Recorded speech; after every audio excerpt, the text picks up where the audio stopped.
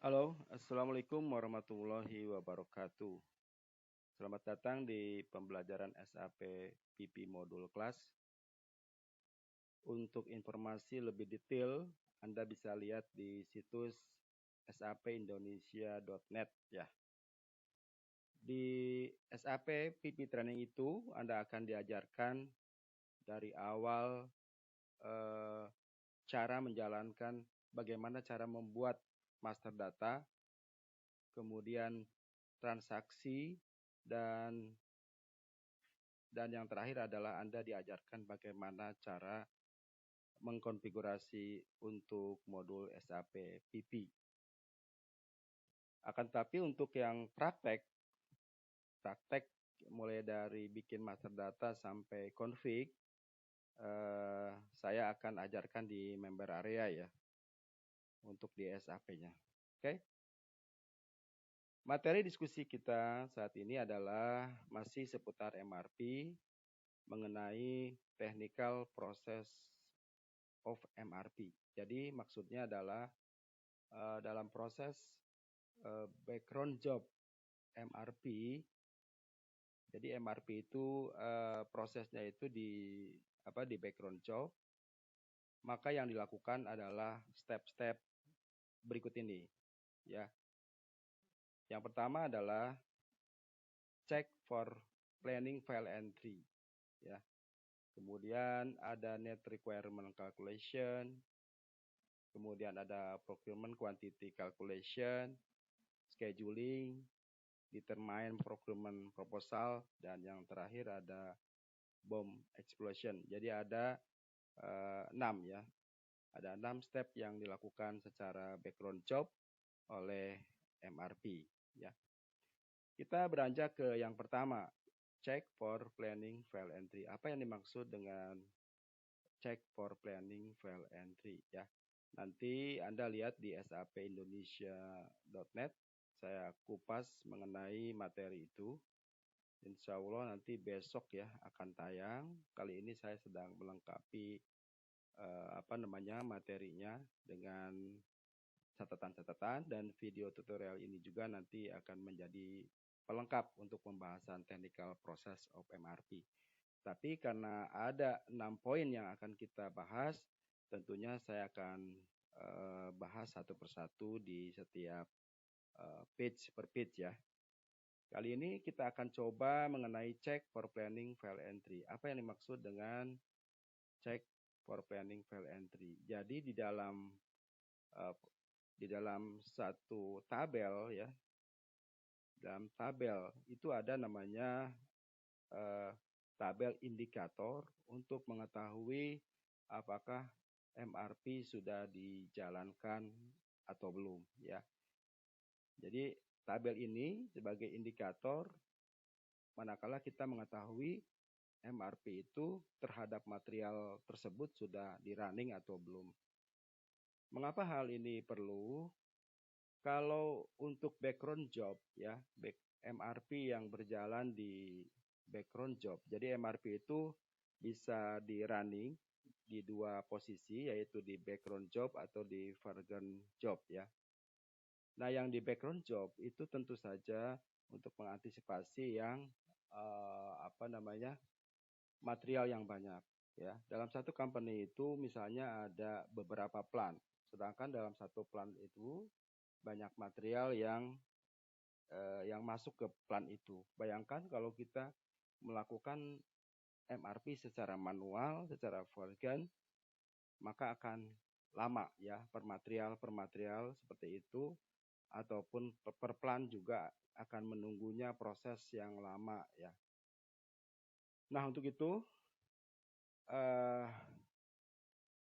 pada saat biasanya background job itu biasanya company menentukan untuk running seminggu sekali begitu ya misalnya. Nah, pada saat ngerunning satu plan misalnya dari sekian ribu mungkin atau sekian ratus material yang di running, ada saja material yang tidak running ya, artinya dia ke skip begitu. Nah, untuk mengetahui hal itu kita ada namanya table. Nah, table inilah yang menentukan controlling ya atau indikator bahwa material itu sudah di-run atau tidak ya. Itulah fungsinya dari check for planning file entry. Jadi kita mengetahui sebelum dan sesudah run MRP. Lalu untuk mengetahui table itu, untuk melihat table itu, Anda bisa masuk ke T-code MD21 ya.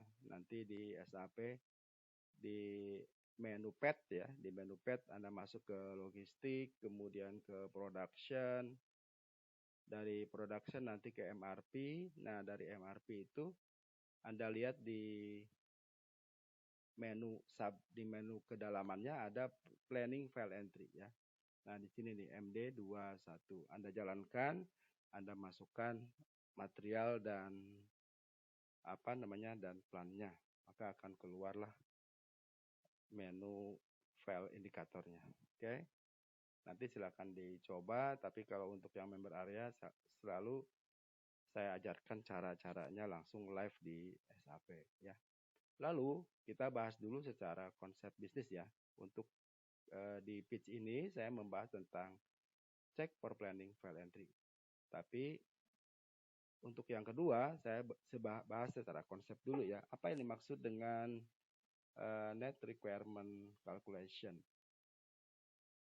Ini maksudnya adalah di mana kita tahu bahwa MRP itu dia akan mengenerate kekurangan dari material pada saat dia menjalankan. Maksudnya gini, pada saat run MRP, dia lihat semua material. Kalau material itu membutuhkan produksi, maka dia akan generate produksi. Kalau material itu membutuhkan untuk beli, maka dia akan generate untuk membeli. Begitu maksudnya. Jadi net requirement itu adalah permintaan yang benar-benar net gitu ya. Netnya antara apa?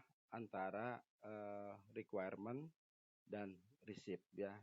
Antara requirement dan receipt dia lihat muncullah kekurangan, nah itulah yang di-generate oleh MRP. Oke. Lalu yang berikutnya adalah procurement quantity calculation ya. Jadi tentu saja dari hasil perhitungan MRP tadi, maka ada dibutuhkan perhitungan procurement quantity yang tadi saya sudah sebutkan bahwa ada membutuhkan pembelian dari material-material perhitungan quantity yang nanti akan dikonsum oleh finish product begitu ya. Lalu scheduling, apa yang dimaksud dengan scheduling? Nah, scheduling itu adalah MRP ketika berjalan, tentu dia kalau saya gambarkan begini, dari marketing dia saja untuk planning 1 tahun ya. Nah, dalam 1 tahun itu dibagikan 12 bulan. Dalam per bulannya itu dia men-set up berapa yang akan diproduksi. Finish good itu berapa yang akan diproduksi per bulannya. Misalnya per bulan Januari, Februari, dan seterusnya itu akan berapa produksi membuat setiap bulannya. Alhasil dari setiap bulan itu maka akan di breakdown ke daily ya. Dalam 1 harinya berarti kita akan membuat berapa. Nah, itu yang mengatur itu semua adalah PPIC. Dan scheduling pembuatan itu nantinya akan berdampak kepada pembelian procurement quantity calculation begitu ya. Jadi scheduling yang dimaksud adalah kapan kita akan order, kapan kita akan selesai gitu. Lalu setelah itu ada determine procurement proposal ya. Jadi setelah semuanya terindikasi, tercapture, maka akan dibuatkan suatu proposal ya, satu proposal yang kapan harus diproduksi dan kapan harus dibeli. Itu determine, menentukan procurement proposal ya. Dari running MRP itu nanti ada namanya plan order ya. Anda lihat di video tutorial sebelumnya muncul plan order. Dari plan order itu membagi 2 proposal, yaitu tentang produksi, pembuatan produksi, dan satunya lagi tentang procurement. Dan yang terakhir adalah BOM exclusion sebagai secondary requirement determine ya. Juga ini juga menjadikan BOM ya. Finish product itu ada BOM. BOM yang tentunya beda kode ya antara finish product dengan BOM. Ya, kalau finish product katakanlah misalnya kepala indikasinya kode materialnya kepala 4. Kalau BOM itu biasanya kepala 1 atau kepala 2 gitu ya. Kepala 1 misalnya menunjukkan raw material, chemical, dan kepala 2 menunjukkan misalnya packaging. Nah, tentu saja itu yang menempel di BOM, ya, material-material itu yang menjadi adanya di finish product akan terproses di MRP untuk menentukan berapa requirement yang dibutuhkan, kapan harus beli material itu untuk mensuplai finish product yang akan dibuat di produksi ya. Oke, saya kira itu penjelasan tentang technical proses MRP. Tapi di materi situs ini, di page ini maksud saya di halaman ini saya mengungkapkan tentang check for pending file entry. Jadi dia akan dibahas per page ya, supaya tidak bingung. Per page ini nanti saya bongkar satu persatu, baik itu dengan teks yang saya tulis seperti ini, ataupun nanti saya menggunakan video tutorial agar Anda bisa lebih jelas lagi. Dan tentu saja kalau untuk yang memang praktek ya, praktek di SAP, saya akan diberikan semua sistemnya bagi yang member area ya, bagi yang member. Karena memang semuanya dari awal ya. Nah, kalau Anda lihat lagi materi kita itu dari awal ya, dari mulai master data sampai configuration ini sudah ada video tutorialnya. Nanti Anda tinggal kontak saya di sini untuk menjadi member area. Nanti saya akan berikan materi-materi ini berupa video tutorial dan file PPT ya. File PPT-nya juga udah lengkap untuk semua. Nanti saya kasih. Kalau biasanya saya berikan secara bertahap terhadap murid-murid saya, karena takutnya saya kasih jeda mereka seminggu sekali untuk mempelajari apa yang saya berikan dan untuk tanya jawab ya.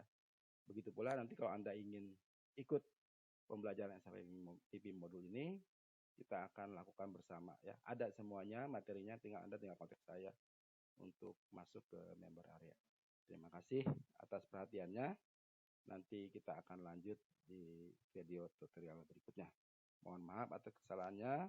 Assalamualaikum warahmatullahi wabarakatuh.